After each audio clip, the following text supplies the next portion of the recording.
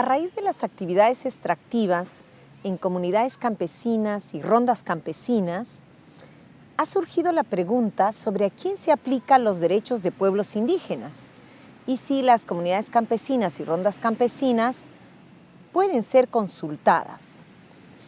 En efecto, por ejemplo, empresarios dicen que no creen que a las comunidades se les debe hacer la consulta, como en el caso de Conga o Cañaris. Así, algunos funcionarios dicen que en el caso de proyectos como en el megaproyecto minero Conga, no es necesario aplicar la consulta previa. Estos funcionarios dicen que la autoridad ha considerado que no hay ninguna afectación a algún derecho de un pueblo indígena. Por el contrario, las rondas campesinas y las comunidades campesinas afectadas por el megaproyecto minero Conga reclaman la aplicación de los derechos de pueblos indígenas. Igualmente, en otros casos, investigadores dicen que no se aplica la consulta previa a la comunidad campesina de Cañaris, porque ya no hay pueblos indígenas desde el siglo XVI. ¿Esto es así? ¿Qué dice el derecho? En efecto, el marco jurídico es muy importante para ver a quiénes se aplican los derechos de pueblos indígenas. Los pueblos indígenas son aquellos que descienden de pueblos que estaban antes del Estado y que actualmente conservan instituciones propias, pero el nombre y la situación jurídica ha ido cambiando.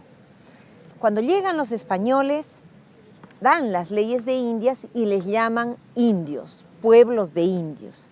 Así, por ejemplo, el pueblo de Cañaris fue llamado Pueblo de Indios San Juan de Cañaris. Posteriormente, durante el siglo XIX, no fueron reconocidos. Inclusive Bolívar decretó la abolición de los cacicazgos y de las tierras colectivas de pueblos de indios. A partir del siglo XX empezó a denominarse comunidades indígenas. La Constitución de 1920 y la Constitución de 1933 les comenzaron a llamar comunidades de indígenas y les reconocieron tierras colectivas, entre otros derechos. ¿Qué pasó durante la reforma agraria? Aquí vino el cambio de nombre. Así, por ejemplo, el pueblo de indios San Juan de Cañaris, durante los inicios del siglo XX, cambió su nombre a Comunidad de Indígenas San Juan de Cañaris. Pero con la reforma agraria se dieron dos leyes, la 17716 de la reforma agraria y la del Día del Campesino, que cambiaron el nombre. La ley de reforma agraria dice que ya no se debe hablar de comunidades de indígenas, sino de comunidades campesinas. Y asimismo, la ley 17718 dijo que debería de cambiarse la palabra Día del Indio a Día del Campesino. Entonces fue el propio Estado el que cambió el nombre comunidades de indígenas a campesinos. Por eso, esta palabra es la recogida en las constituciones del 79 y del 93, que tiene todo un capítulo sobre comunidades campesinas y nativas en la Constitución del 79. Y la Constitución de 1993 habla de comunidades campesinas, comunidades nativas y rondas campesinas. Y en una reforma del 2005 habla de pueblos originarios.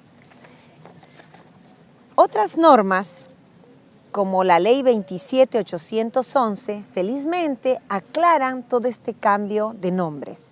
Y esta ley dice, sobre conocimientos colectivos, dice en cuanto a las definiciones que se entiende por pueblos indígenas u originarios a aquellos que vienen desde antes de la formación del Estado peruano y que incluyen a las comunidades campesinas, comunidades nativas y pueblos en aislamiento voluntario.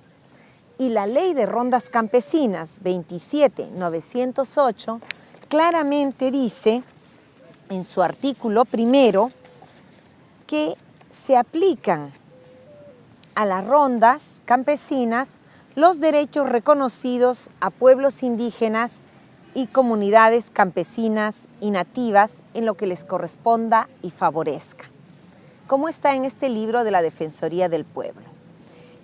Es decir, no importa el nombre, si se llaman comunidades campesinas, nativas, rondas campesinas, lo que importa es que se les aplica los derechos de pueblos indígenas.